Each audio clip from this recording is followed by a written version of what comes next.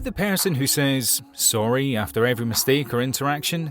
Do you go for a hug and miss the cue for a handshake? Or maybe you never ventured outside of the "how's the weather" line to strike up a conversation?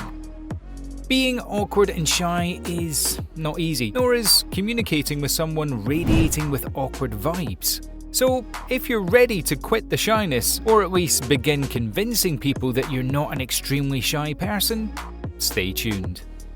Welcome back, psychos! Today we're going to be discussing 10 tricks to use if you are ready to stop being shy and awkward for good. Don't forget to like and subscribe to our channel, as well as click the notification bell so you never miss a video. Number 1. Choose your role and avoid hesitation. The basis of this trick is simple. Initiate all hugs and handshakes, or don't initiate them at all. The most devastating yet reliable thing about being shy and awkward is the beauty of very poor timing and hesitation when meeting or greeting someone. We've all been there, and we think it would fall in the top 10 of life's most awkward moments. So, if you can't finalize your decision to go in for a hug, high five, or handshake, don't bother. And be sure you aren't going to bother. Number 2. Ask questions.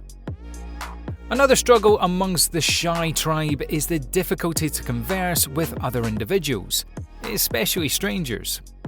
Conversing can be overwhelming, especially if all the heat is on you to listen and think of a reply. Sounds daunting, doesn't it? The best way to extend a conversation with a stranger or acquaintance is to ask questions. You don't want to talk? Just sit back and listen. Every once in a while, you can reply with another question. This is a simple solution to avoid rambling, stumbling over your words, or coming off as a tense person when talking to others. Plus, this is a great tactic to use when first reading someone to help you get comfortable enough talking with them, i.e. a new boss, new co-worker, or new school friend. Number 3. Avoid trying to take the awkward out of awkward silences. You know the dreaded awkward silence we're referring to? The silence at the end of a bad joke. The silence after a slightly offensive comment. The worst of the worst for an awkward person.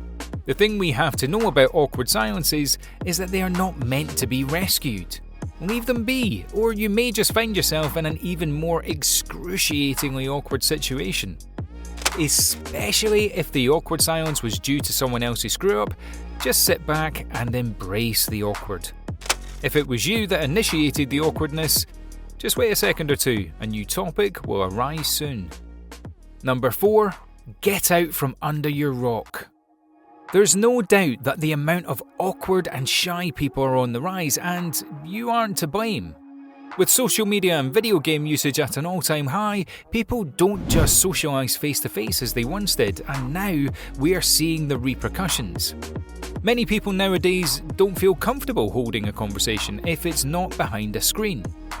The best way to overcome this is to consistently expose yourself to face-to-face conversations and eye contact. Due to our psychological nature, the best way to become more social is to step outside your comfort zone repeatedly until you are comfortable. You need to rewire your brain to no longer feel threatened when talking to someone face to face. Number 5. Be friendly. If you're shy and frowning, you give off a vibe of, "I don't want to talk to you." If you're shy and smiling, you look and feel more approachable. So smile, and smile some more.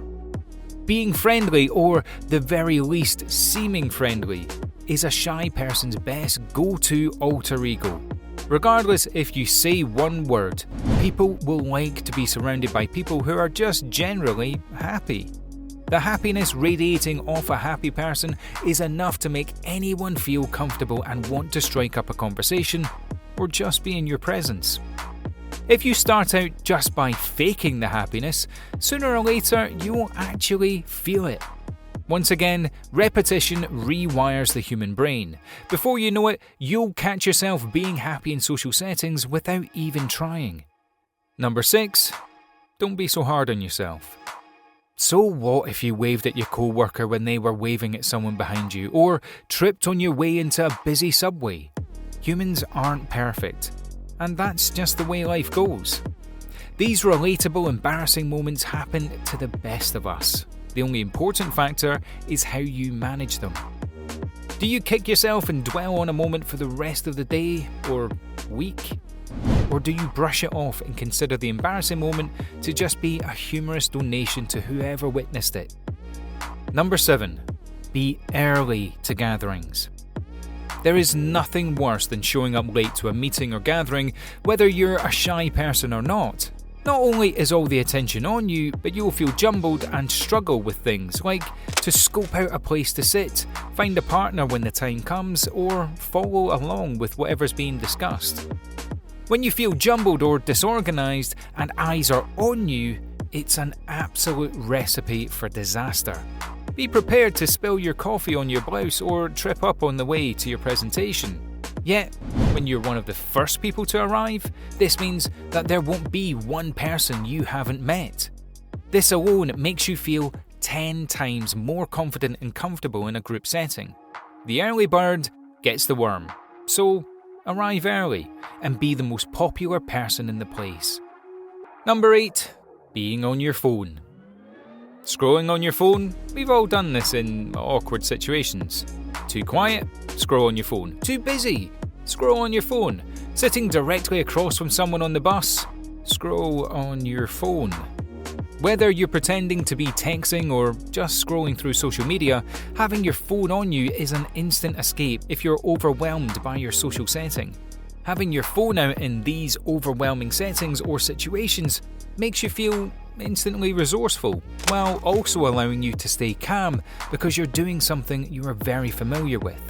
Use this tactic sparingly, as the main goal of a shy or awkward person should be to kick those personality traits in order to live a more confident life, which makes a whole host of things easier.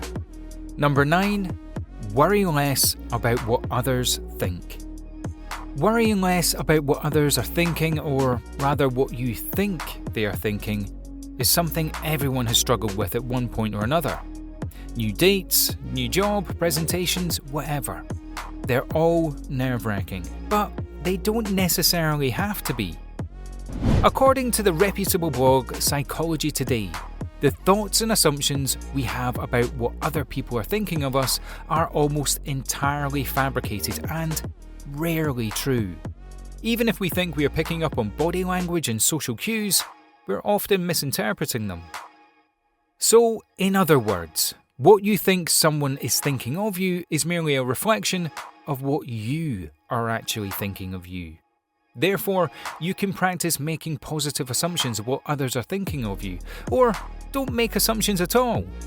There is a certain level of confidence to reach that will allow you to no longer care or think about what others are thinking. This is our main goal. Number 10. Try new things. Getting out of the house is the first step to this trick. Now that you are comfortable to leave the house and somewhat socialise, begin scoping out things that you've been wanting to try or have been absolutely terrified to try. Trying new things builds character, maximises your social interactions, gives you something to talk about and pulls you out of that comfort zone that you've been relishing in. Start small, like going for a walk in a new area. Then slowly challenge yourself with things like trying a new sport or enrolling in a class to learn another language. Try one new thing per week and watch yourself grow as a person. Alright psychos, that wraps up today's video. Let us know in the comments below if you've used any of these tricks. Also, make sure to leave us a like, share the video with your friends, and also subscribe to our channel for more psycho videos. We hope you learned something, and we'll see you in the next video.